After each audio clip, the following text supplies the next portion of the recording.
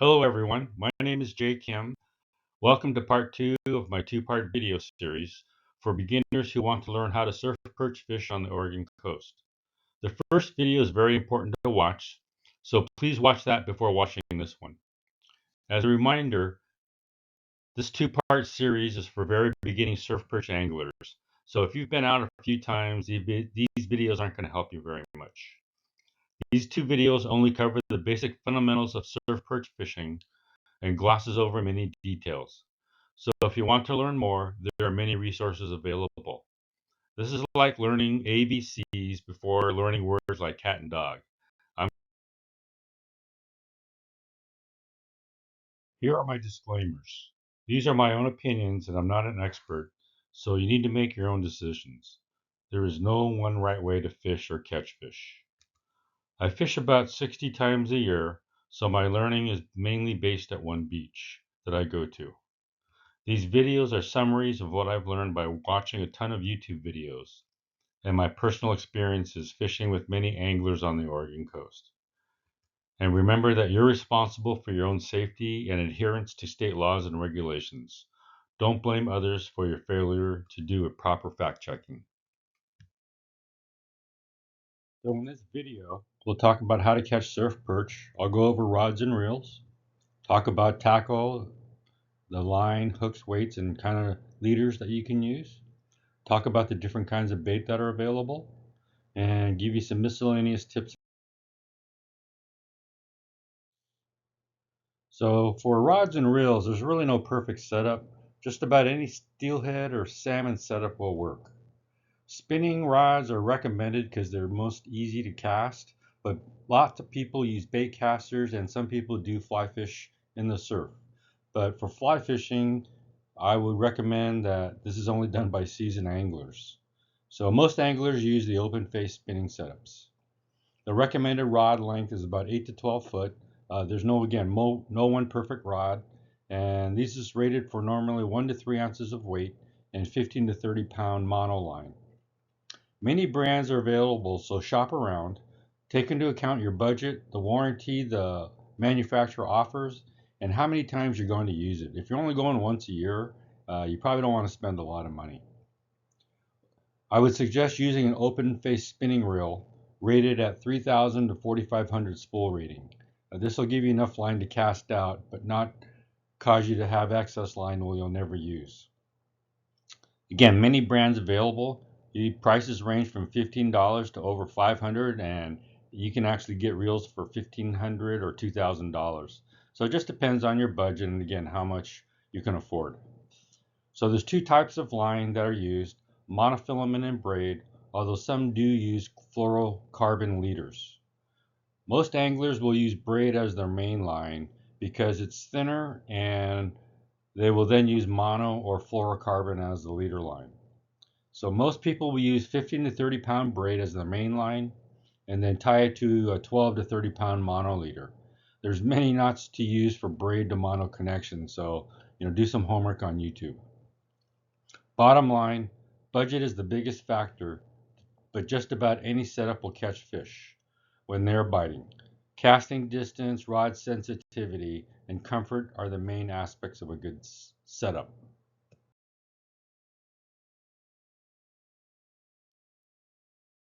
So I'll talk about line, hooks, and weights here.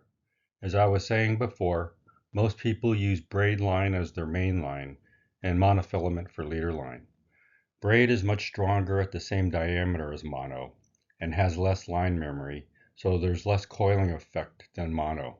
This coiling effect can cut down in your casting distance, so many people use braid for that reason. The other thing about braid is that it stretches less, so people believe that you can feel the fish bite easier than mono. There are many types of braid. You can get braid with 3 strands to 8 strands depending on brand and what pound line strength you're looking for. But mono is less easy to see, so it scares fish less. So that's the reason why anglers use it for the leader line, because they believe that fish are line shy. The other thing about using a mono leader is if you get a snag, you only lose your leader, not a bunch of line. This pollutes the ocean much less, and you don't end up losing all your casting line. So here's an example of the diameter. If you look at the red circles, you can see 20-pound braid is 0.009 inches thick. If you look at mono, a 20-pound mono is 0.016 inches thick. So you can see it's almost double the diameter of braid. So you can see that braid comes in many colors, and it's really up to you what color you want. I use dark green because I think it's easy to see. I've tried orange and I've tried a couple other colors, and it's just personal preference of what you want. There are hundreds of types of hooks on the market, so I'm just going to talk about the main ones that are used on the Oregon coast for surf perch fishing.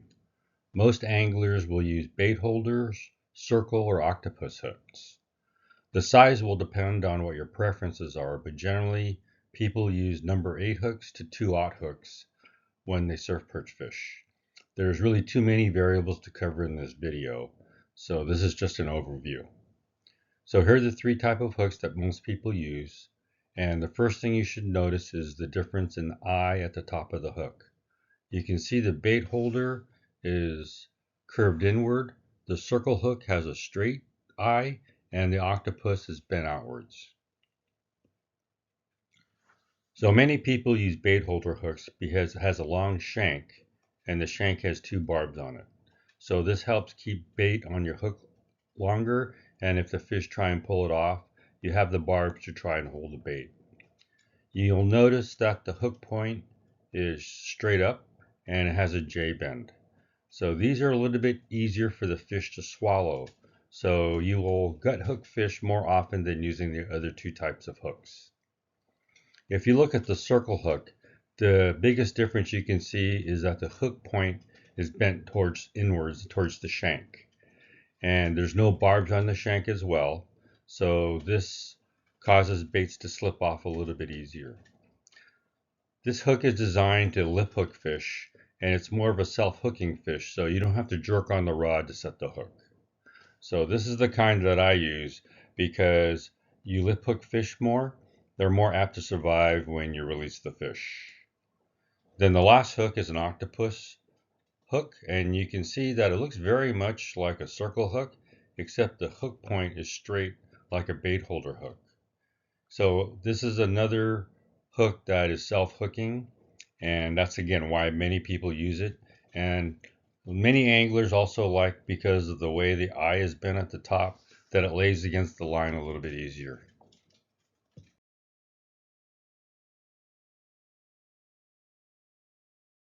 So just like hook, there are a ton of different weights out there that you can buy on the open market, but the 2 most used weights on the Oregon coast are disc and claw weights, which are the first 2 weights you see on the left. So it's easy to understand why these are called disc weights, because they just look like discs. So they're designed to be aerodynamically wind resistant, so they cast a lot easier. But they drift a little bit easy because they sit on the ocean floor and there's nothing to anchor them when the currents are drifting. So that's why claw weights are another popular type of weight on the Oregon coast, because it has 2 claws that anchor the weight into the sand, so it helps control the drift. So it drifts much slower.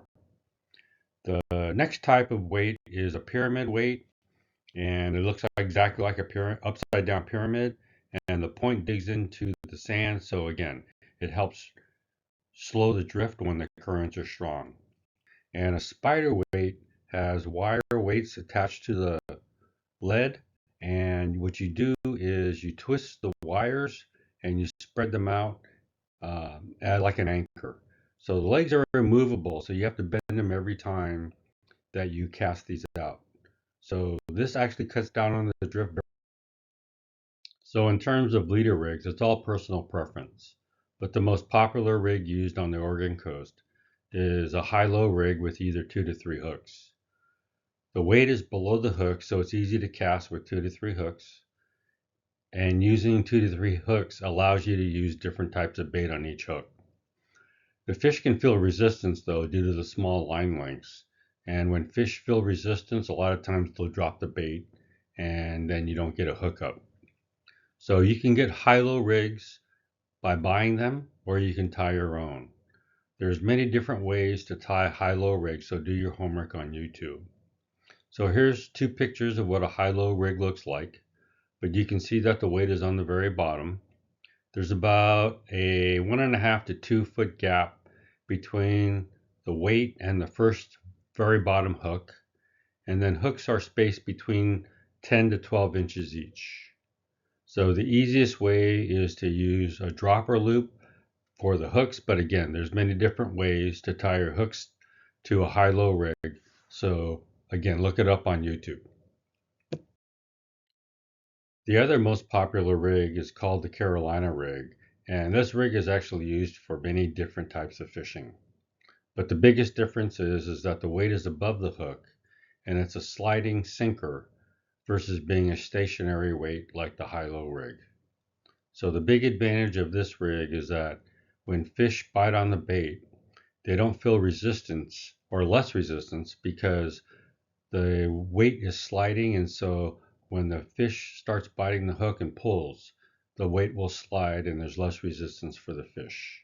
So they're more likely to keep the bait and hook in their mouth longer, and your chances for a hookup are greater.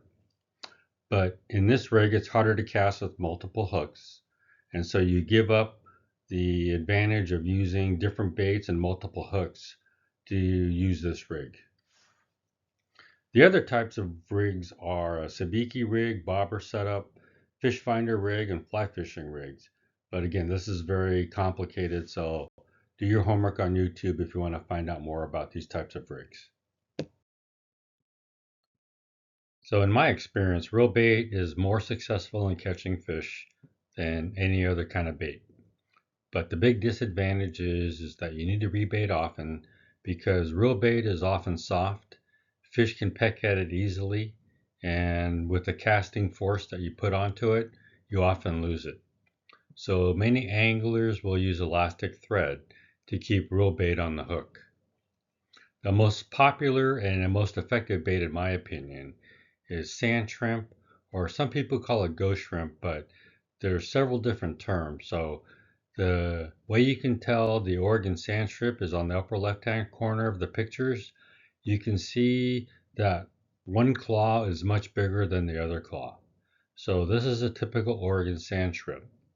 You can buy these, but many anglers pump their own at lower tides. Another popular bait is mole or sand crabs because you can dig these up on the beach using your tool or hands. And this is a very popular surf perch bait because it's a natural food for them. The third most popular bait are clams and mussels. And you can either buy these, but most, again, dig their own. And then we'll freeze the clam necks and then thaw them out when they're bait fishing. So again, this is another effective bait for perch catching, and many anglers use this on the surf because it's easy to freeze and carry with you.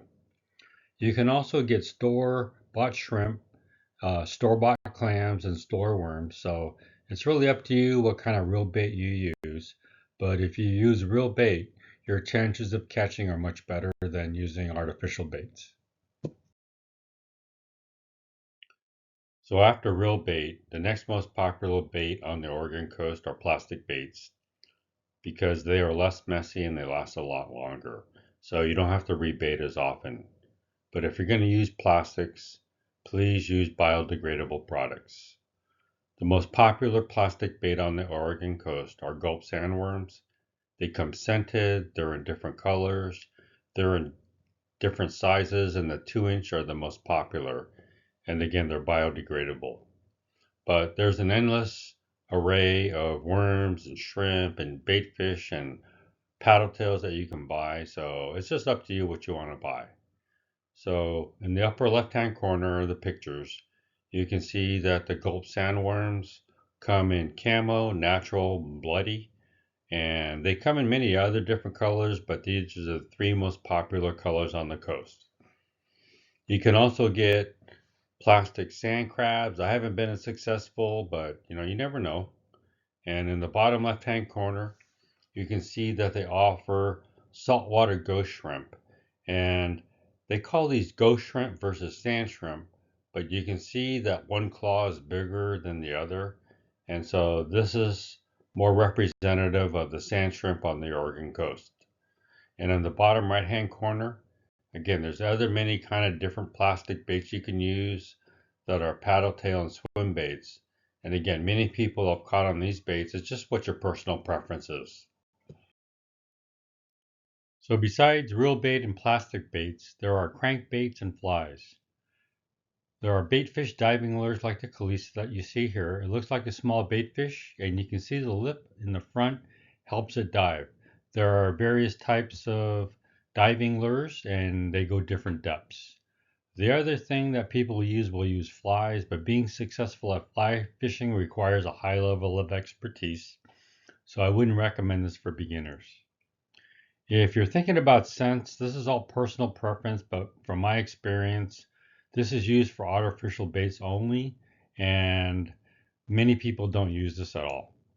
So bottom line, these two types of lures and scents are not used, but it's all personal preference again. So once you have all the essential gear, you probably want to look at some miscellaneous gear that'll help you fish. So for waders, there's really two types, and these can go anywhere from $40 to $3,500. Again, depending on what your budget is, you want to think about what kinds you want.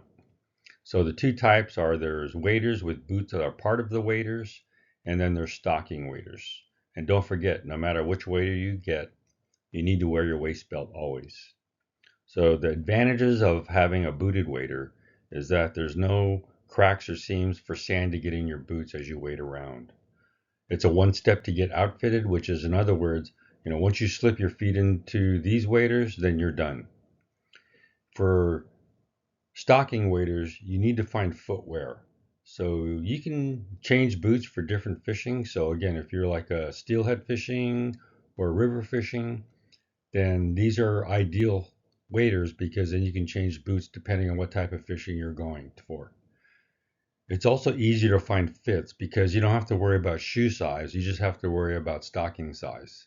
And it's easier to find more comfortable footwear using these because you can choose whatever footwear you want. I know a lot of people who actually use Crocs when they're using these types of waders. So there are things to consider, which is, your budget. So is it easy to repair or replace? In other words, if you puncture it and it starts developing a leak and you can't fix it, can you replace it right away? So I would also try on waders before purchasing because fits are very iffy and you want to try them before you buy them. The other thing is that if you buy neoprene waders, they're very warm, but they're really heavy. So I actually bought a pair and then returned them right away because it was just too heavy for me. So footwear can be cheap, like I said, like Crocs, but again, you can get expensive boots if you want, and it just depends on what's most comfortable for you. So the stocking waders allow different kind of boots, as I said, and you can use these waders for different types of fishing. Also look for pockets and ways to carry things around. My waders actually have a front pocket and they actually have a place for a cell phone. So again, it's just easier for the angler to have places to put stuff when they're fishing in the surf. So the next piece of gear you might want to look at is how you store your catch. And these are really the two most popular ways, which is anglers like to store their fish on ice because it keeps them fresher. And many other people like to use a fish catch bag because it allows them to be more mobile on the beach. So the disadvantage of storing your fish on ice is that whether you use an ice chest or a bucket, you have to keep carrying it if you move when you fish. You also have to bring a cover to prevent seagull theft because the birds are very aggressive and they will take fish from you if you're not watching it. So most anglers will use a fish catch bag because as you surf perch fish, you'll find that you'll be moving a lot and you don't really want to get out of the water to put your fish away and move your bucket or your ice chest. So this allows you to be very mobile, and it also has mesh which allows the fish to bleed into the water. But no matter which way you store your catch, you want to bleed your fish immediately, and here's the reason why. If you look at this picture, the fillet on the left was a fish that was not bled. So you can see how much the blood seeped into the flesh, and it doesn't look as firm and white as the one on the right, which was bled immediately. So here's the recommended way to bleed your fish, which is you want to dispatch the fish instantly so there's no pain involved. I typically use a scissors point and pierce the brain, and then cut the gills and wash in the water. And then I store it in my fish catch bag. So again, this is what I would recommend you do immediately whenever you catch a fish and you want to keep it to eat. So the last piece of gear I'm going to talk about are ways to carry your things that you need to take with you. So many people will carry an extra rod and reel if they can't get back to their cars, so they have an immediate way to keep fishing if their first rod and reel fail. But at a minimum, you should carry extra rigs, bait, weights, and lures, and also a crab gauge in case you get lucky with the Dungeness. Also think about a way to carry your food, water, personal medication, and a device to call 911. And don't forget that sometimes phone coverage is very spotty on the beach, so you might want to think about buying a marine VHF radio like I just did. Also, you also might want to think about carrying a first aid kit and things like sunscreen. You can also carry extra rain gear, hats, and clothes in case the weather changes. I always carry a rain hat and rain gear in my backpack just in case it starts raining. The other thing I do is I carry my GoPro and a camera equipment, so think about a way to carry those. So the easiest way to carry everything, if you've got a lot of stuff, is to use a wagon with sand wheels. Don't buy a wagon with very thin wheels, as it's very hard to maneuver through the beach if it's very thin wheels. Because I only go for like 2 hours max, I use a fishing tackle backpack, and I don't carry food or water with me, so I mainly carry just extra rigs with me and clothing. The other thing you can do is, if you're a real bait user, is find a waist belt that you can carry rigs and carry your bait in, so it's very easy to have access to those things. So again, just think about different ways to carry the things that you need to bring, and everyone needs to bring different things because everyone has different needs. So here's some final fishing tips. Bring extra gear whenever possible, and especially pre-tied rigs so there's less downtime. This will save you a lot of time if your first rig fails, and try and use a checklist so you don't forget things. If you're driving over 2 hours and your rod and reel fail, it's going to be miserable if you can't fish, so bring an extra rod and reel if you can. And if it takes you 30 minutes to re-rig, again, that's a lot of time if you're driving 2 hours.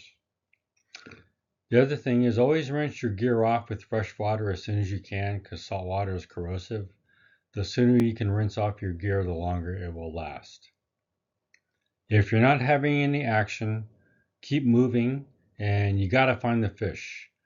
I usually move about 25 feet if I get no action after 2 casts. Remember that 90% of the fish are in 10% of the water, and you gotta go find that 10% of the water. So go up and down the beach, as well as cast far, and sometimes they're close by, so we just gotta keep finding them. So I usually cast as far as I can, then I let it sit for about 10 seconds, and then reel in about 5 feet and let it sit again. I keep doing this until I have to recast. I also try and read the swells in the beach a lot, and you got to watch a lot of YouTube videos or go with a teacher who can show you the ropes. But I look for concurrent crashing waves that are dark green. And perch tend to gather in certain areas, so if you find one, generally you'll find a few. So all beaches have contours that change daily and weekly, so don't expect predictability. In other words, if you caught a fish one day, doesn't mean you'll find the fish the same place next week.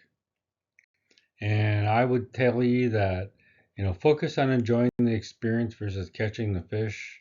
There's nothing like connecting with Mother Nature. So here's some resources to help you learn before you go out. Join the Oregon Surf Perch Fishing Club on Facebook and ask any members to fish with you, where to fish, and for any advice. You'll often get members to help you go out the first time you go.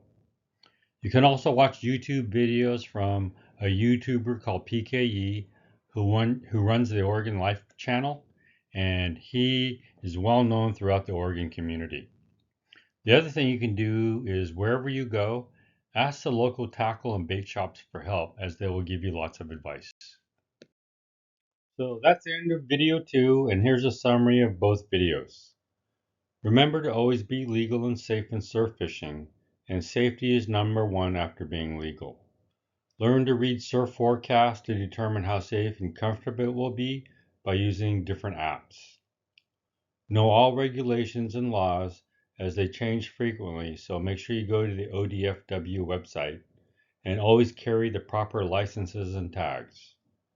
Learn about marine protected areas and know saltwater gear restrictions versus freshwater. Also know about species harvesting limits and restrictions. Please sustain the environment, don't litter, use biodegradable plastics, and harvest responsibly. And remember, just about any gear will work, so you don't need to spend a lot of money just to surf fish. Real bait works best, but artificial bait is easier to use. I would suggest you always bring extra gear and necessities and find a way to carry them as easily as you can, as well as finding a way to store your catch. Learn to read the beach and wave action and keep moving to find the fish. It's a continual learning process, and these videos only cover the very basics, so you're going to end up spending a lot more time learning about the subtleties and nuances of how to catch perch in the Oregon surf. So thanks for watching these videos, and I hope these videos were helpful to you.